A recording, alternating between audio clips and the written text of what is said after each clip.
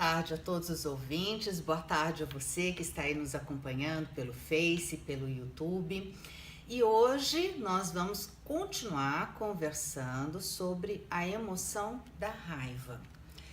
Muito bem, se você quiser fazer a sua participação ao vivo aqui no programa, você pode estar ligando para 12 3621 1570. Ou você pode estar nos acompanhando aí pela fanpage Advogada Explica, doutora Virgínia Machado, que é do Facebook. Então, Facebook/Advogada Explica, doutora Virgínia Machado.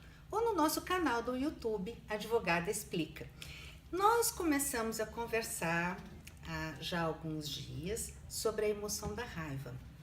E eu contei para vocês aquela história, aquele conto japonês que fala inclusive sobre a raiva, onde o marido da mocinha volta da guerra e ele volta com uma fúria tão grande dentro dele que ele não quer conversar com ela, não quer comer, ele não quer falar, né? Ele não quer nada. Então ela procura a anciã da aldeia, que pede a ela então um pelo mágico, que é do urso azul da meia-lua, onde ela tem que subir até o alto da montanha para conseguir esse talismã, para que então a anciã possa fazer uma poção mágica. E então ela, fornecendo essa poção mágica ao marido, estaria resgatando a paz interior do marido e do próprio casamento. E então ela sai nessa aventura e ela sobe a montanha e ela passa por 1000 situações difíceis até que ela consegue localizar o urso azul da meia-lua e ela vai alimentando ele devagarinho, com muita paciência. E aí quando ela consegue conversar com ele, que ele fica muito bravo quando a vê, ela consegue convencê-lo a fornecer a ela esse talismã que ela tanto precisava, que era um pelinho da barba dele. E ele então fornece, ela desce correndo a montanha, chega lá para a anciã e fala: eu consegui. A anciã então olha para ela, deixa ela contar toda a aventura. Quando ela está olhando, acabou a aventura, você se lembra de tudo que você passou? Me lembro. Ela joga, a anciã joga aquele pelo na fogueira.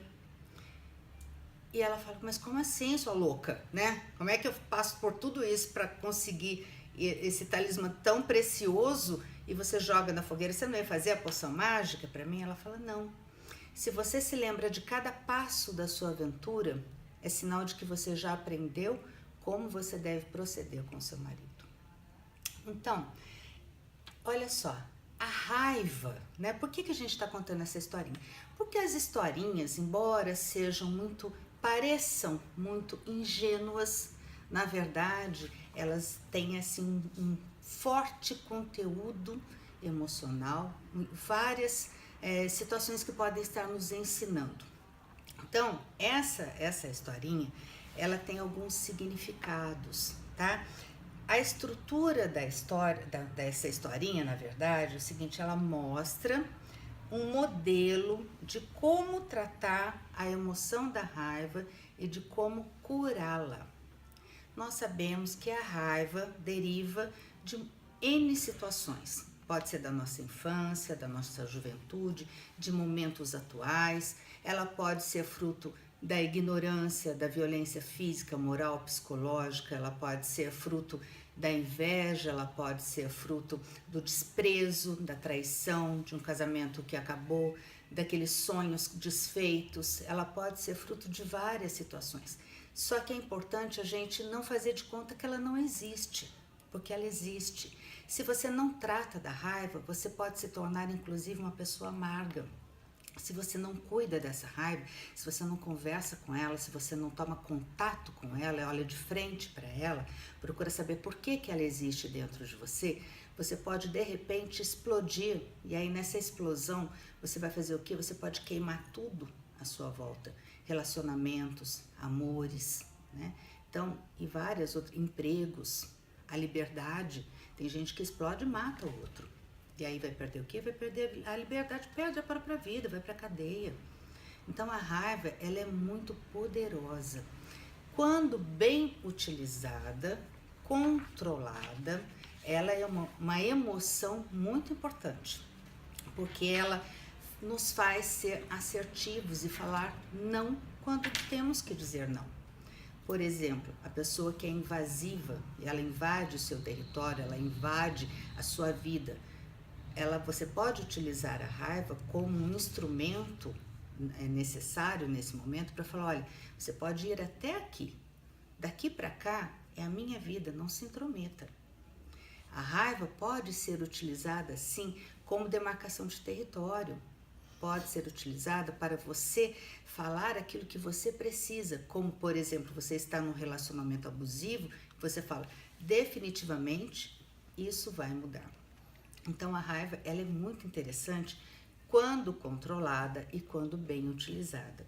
Essa historinha que eu contei, ela tem todo um fundo psicológico, onde a gente consegue visualizar essa história, transportá-la para a nossa vida real, para dentro de nós, e os personagens da história, a gente vai utilizando esses personagens para conversar com a emoção que está dentro de nós. Como?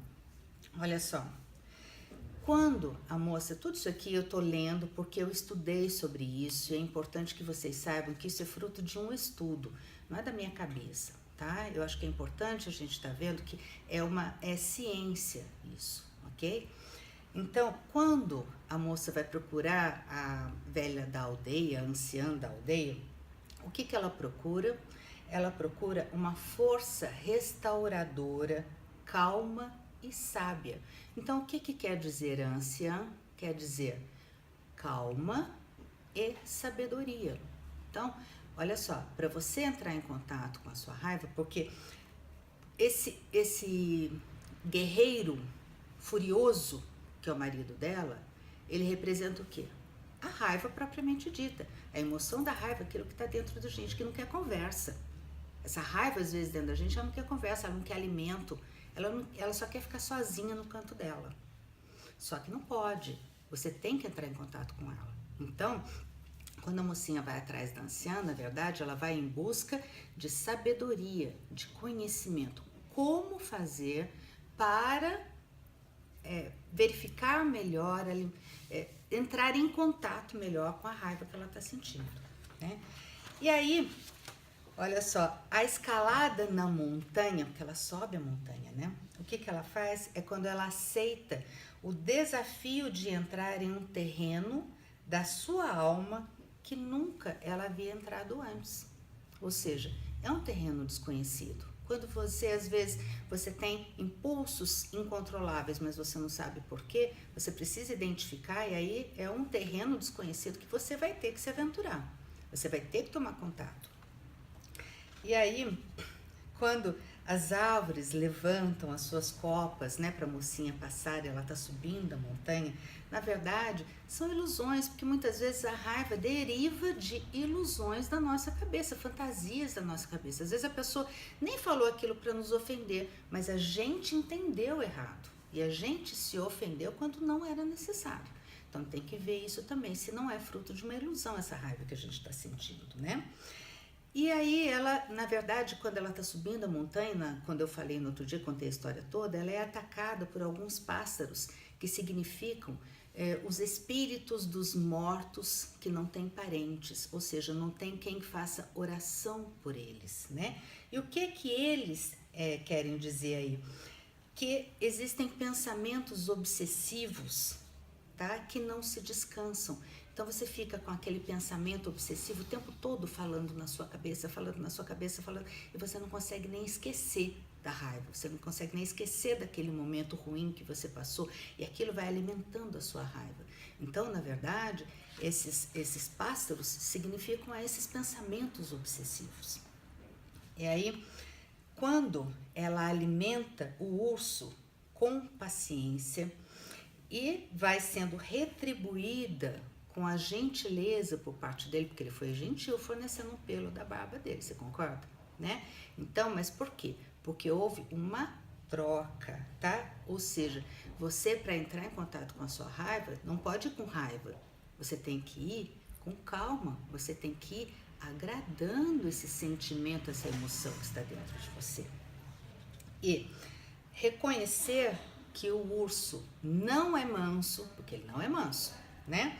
É compreender que existe um lado furioso na sua alma. Você tem que reconhecer que você tem uma fúria dentro de você, né?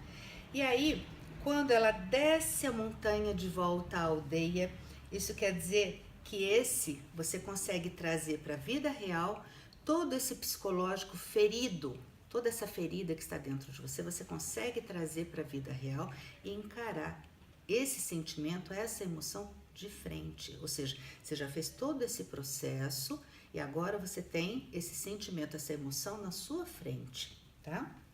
E aí, quando destrói o pelo, né? O pelo é destruído, o talismã é destruído, é quando você aprende que a busca cura, né?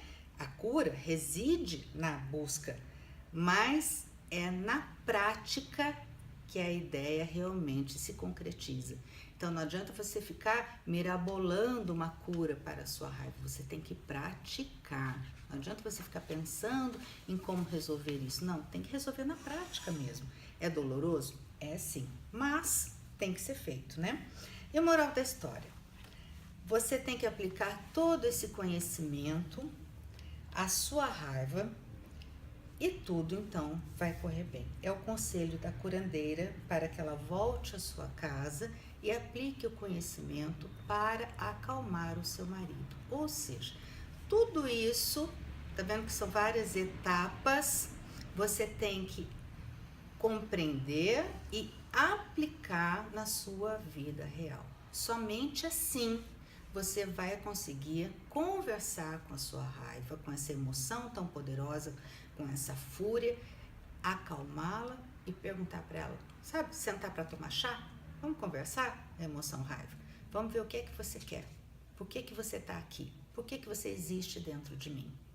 Tem que ter paciência, tem que agradar e tem que praticar, principalmente. Então, essa é a nossa dica de hoje. Amanhã a gente continua conversando mais um pouquinho, porque eu tenho que conversar sobre a raiva, porque eu quero conversar com vocês sobre o perdão. E não adianta falar de perdão se a gente acha que não tem que perdoar, tá bom? Então, muito boa tarde e aqui estamos com